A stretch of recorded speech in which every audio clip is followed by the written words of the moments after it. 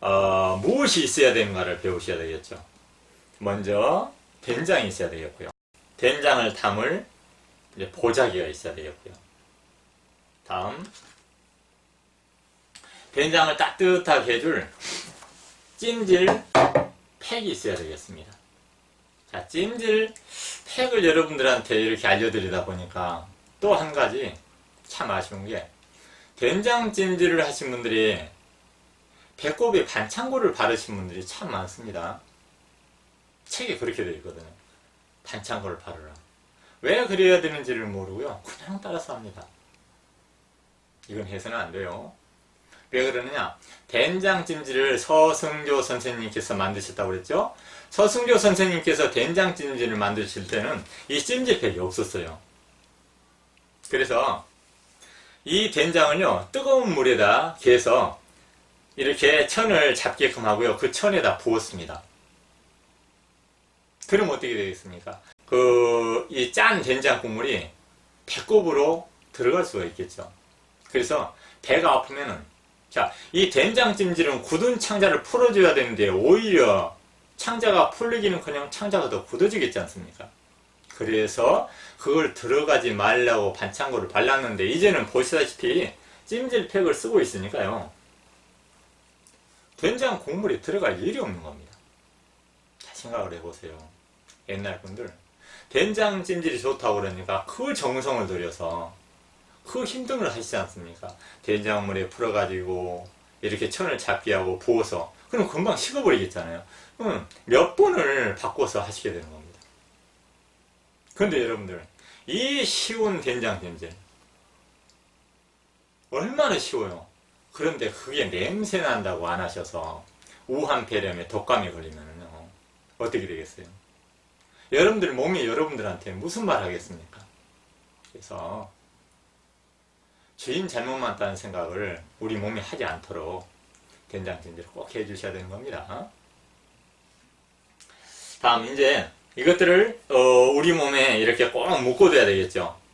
왜냐하면 4시간에서 8시간 해주셔야 되는데 4시간에서 8시간 동안 누워있을 수 없잖아요.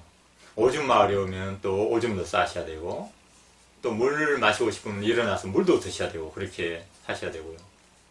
또 이제 암이나 아토피나 이런 걸 가지고 계신 분들은 풍욕도 하셔야 되는데, 그래서 이렇게 묶어둘 띠가 있어야 되고요. 또 이제 조금 뒤에 어떻게 하는가 보여드릴 때, 된장을 펼 때요, 된장이 바닥에 묻지 않도록 하는, 또 내 옷에 묻지 않도록 하는 비닐도 있어야 되고요. 그리고 이거는 많은 분들이 모르시고 계실 건데, 우리 몸이 이제 화상을 입지 않도록 하기 위해서, 또 옷이 지저분해지지 않도록 해서 수건도 하나 있어야 되는 게 좋겠고요. 그리고 이제 이 표줄, 이거는 문구점에 가시면 사실 수가 있습니다. 그 진흙놀이 할 때 쓰시던 그겁니다, 이게. 자, 이제 한번 보여드리도록 할 건데요. 먼저 이렇게 비닐을 빻니다. 그리고요,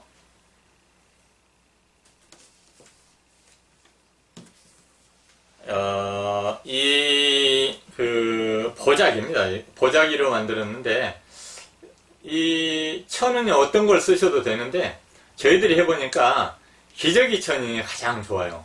너무 얇으면 쉽게 해질 수가 있고요, 너무 두꺼우면은 이 안에 들어있는 된장의 이런 성분들이 잘 안 우러나오겠죠. 그래서 저희들이 해보니까 이 기저귀 천이 가장 좋습니다.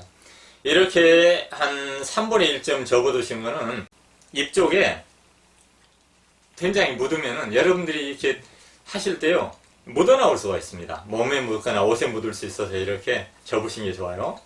여기다가 이렇게 된장을 넣으시는데, 된장의 두께는 너무 두꺼우면 어떻게 될까요? 처지겠죠. 너무 얇으면은 도움을 얻기가 힘들겠죠. 그래서 얇아도 두꺼워도 안 되고요, 5mm 안팎 이렇게 한 다음에 내 배의 크기가 얼마나 되느냐에 따라서 이 얼마나 접는가는 해보시면 됩니다. 저는 이제 이쯤 되면 될 것 같아요. 그래서 이렇게 해서 이 접었던 곳이 아래로 내려간 게 좋겠죠. 위로 이렇게 올라오게 되면은 여기가 이제 천이 두꺼워져 버리니까 여기서 된장이 우리 몸으로 들어오는데 걸림돌이 되겠죠. 그래서 아래로 이렇게 접는 게 좋겠습니다. 자, 이렇게 해서 위에 하나 비닐을 더 얹겠습니다. 그래야지 이 나무로 이렇게 굴려줄 때 나무에 된장이 묻지 않겠죠. 이렇게 해서 잘 펴주시는데, 된장찜질은 이 팩을 만들기가 쉽습니다. 네 군데가 다 막혀있기 때문에요. 근데 저번에 보여드린 이 겨자찜질 같은 거는 밖으로 삐져나올 수가 있는데, 이건 그렇지 않으니까요. 아주 편합니다. 이렇게 잘 문질러 가지고 골고루 펴질 수 있도록 해보도록 하겠습니다. 그래서 자, 이렇게 이걸 떼내게 되면 어떻게 되겠어요? 떼내게 되면은 이 아래에 비닐이 있고요. 그 다음에 위에가 이렇게 된장찜질 팩이 얹어 있는 꼴이 되겠죠. 그래서 이 비닐이 옷 쪽으로 가고 이게 된장이 우리 몸 쪽으로 오게끔. 이걸 또 말씀드리다 보니까 참 어처구니 없는. 제가 신대동 여지도에서 또 한번 된장찜질을 보여드린 때가 있었는데, 그때 어떤 분이 또 된장찜질로 무슨 암인가 뭔가를 낳았다는 분이 나왔는데, 너무너무 어처구니 없게 이 된장을요 비닐봉지에다 담아서 하는 겁니다. 선무당이 사람 잡는다고요? 이걸 잘못 알아두셨나봐요. 된장을 한쪽에다 해가지고 옷을 적시지 않게끔 한다고 그러니까 이걸 비닐봉지에다 넣어서 한다고 들었는가 어땠는가. 그러면 뭐한데 된장을 넣습니까? 그 안에 모래를 넣어도 되겠고요. 그 안에 뭐 이렇게 뭐 어떤 좁쌀을 넣어도 되겠고, 아무거나 넣어가지고 따뜻하게 하면 되겠지 않습니까? 참 말도 안 되는 이런 게 어찌. 그리고 제가 나간 방송에 그런 게 함께 나갔다는 게 다음에 방송을 보면서 참 아쉽고요. 좀 그랬습니다. 그래서 밑쪽에만 이렇게 비닐을 가는 겁니다. 이쪽은 된장이 우리 몸에 닿아야 되니까 이쪽은 비닐을 깔면 안 되겠죠. 그래서 누워서 관장하고요. 된장찜질은 제가 보여드리기 힘듭니다. 몸에 얹어야 되는데 옷을, 물론 여기 사랑제기 쉼터에서 오신 분들은 함께 해보니까 하는데, 이건 방송을 보시잖아요. 이게 앞으로 몇만 명이 볼지 몇십만 명이 볼지 모르는데, 그래서 그냥 말로만 말씀드리겠습니다. 이걸 이렇게 누워서 하셔야 되겠죠. 배 위에 얹고요. 배 위에 얹기 전에 먼저 뭘 해야 되겠어요? 이거를 묶어둘 것을 허리 아래다 이렇게 두고,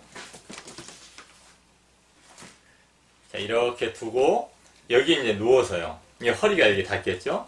그리고 배 위에 이걸 여기 묻을 수 있으니까 그냥 비닐을 깔고 한번 해보겠습니다. 여러분들 비닐 깔면 안 되겠죠? 그래서 이렇게 배 위에다 대고요. 이게 지금 비닐이 아니라 내 살 거죽이라고, 배라고 생각하시면 돼요. 이렇게 얹고, 그리고 이 수건에 이렇게 덮어줍니다. 왜 그러냐면은 이 찜질팩으로 올릴 건데요. 이 찜질팩이 된장찜질 하려고 만든 게 아니에요. 옛날에 제가 된장찜질 하려고 만들었는데, 이게 해보시면요 가슴까지 올라와요. 그래서 이제 여기서 한 이만큼 잘라내서 만들었습니다. 그럼 재료가 적게 들어가니까 돈이 더 싸야 돼요, 비싸져야 돼요? 값이 2배가 되더라고요. 그때 이 안에 들어있는 기판 P10이라는 게 있는데, 이거를 3,000개를 한 번에 만들어야 된대요. 그런데 저희들이 500개를 만들었습니다. 그러다 보니까 2,500개를 버리게 된 겁니다. 그래서 이거를요 거의 원가에 들여도 비싸다고 그래요, 받는 분들이. 그래서 하지 않았습니다, 그대로. 그래서 이거는 된장찜질팩을 만들려고 하는 게 아니라, 여러분들이 그냥 의료기상에를 가면 사실 수 있는, 허리를 따뜻하게 하고 그냥 많이 쓰시잖아요, 집에서. 그러다 보니까 이게 70, 80도까지 올라가 버립니다. 그러면 잘못하면은 데일 수가 있겠죠. 데이면 날마다 된장찜질을 해야 되는데 거기 점체로 안 났습니다. 한 열흘에서 보름 가면 그동안 못 하시잖아요. 그래서 수건을 깔아가지고 데이지 않게끔 이렇게 해줍니다. 그 다음에 이렇게 묶으시면 되겠죠. 그래서 이 온도를 다스려주는 이게 있으니까요. 너무 뜨겁게 하지 마세요. 뜨겁게 하셨다가도 이게 따뜻해지면 다시 가운데점으로 돌려주시는 게 좋습니다. 왜 그런지는 말씀드렸어요. 그리고 이 된장찜질 속에 들어있는 효소가 우리 몸에 들어가가지고 우리 몸의 나쁜 기름들을 없애주고 또 뱃살을 빼내주는데도 도움을 주려면은 효소가 죽어야 되겠어요? 살아있어야 되겠어요? 살아있겠죠? 살아있어야 되겠죠? 그래서 43도가 넘어버리면요, 된장 속에 들어있는 효소가 재구시를 못하거나 죽어버릴 수가 있습니다. 굳이 뜨겁게 하지 않으셔도 됩니다. 이렇게 해가지고 시간은 4시간에서 8시간. 너무 짧게 하시면은요, 아무래도 도움을 제대로 못 받겠죠. 너무 길게 하시면은 헐 수가 있어요. 이 된장찜질은 엄마 뱃속에서 가지고 나왔던 베네똥이 죽을 때까지 가지고 있어서는 안 되겠지 않습니까? 너무나 아쉽게도요, 90이 넘은 할머님께서 돌아가실 때 그 할머님의 어머님의 뱃속에서 끌고 나왔던 베네똥을 싸고 돌아가세요. 그러지 말고요, 오늘 뽑자고요. 오늘부터. 그래서 우리가 살아가는 동안에는 엄마 뱃속에서 끌고 나왔던 그게 모든 병을 또 일으킵니다. 베네똥이. 한자로는 태변이라고 해요. 들어보셨죠? 그래서 이 똥이 빠져나가려면요, 나이가 드신 분들일수록 어떻게 되겠어요? 빨리 빠져나갈까요? 더디 빠져나갈까요? 더디 빠져나가겠죠. 그래서 이 된장찜질은 자기 나이만큼 해주는 게 좋습니다.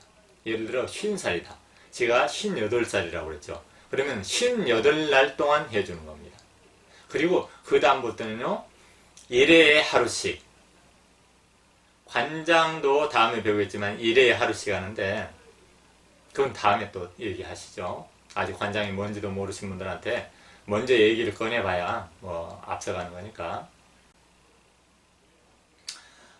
이렇게 해가지고 여러분들이 앞으로 배울 관장과 된장찜질은 밥과 반찬과 같아요. 그래서 된장찜질로 이렇게 우리 몸의 창자를 풀어주고 또 창자 속에 묵은 똥이나 묵은 찌꺼기가 잘 빠져나갈 수 있도록 이렇게 해놓으면요, 다음에 관장을 통해서 빼내는데 그거는 더 자세한 거는 다음에 배우도록 하겠습니다. 오늘은 이것만 머릿속에 담아두시자고요.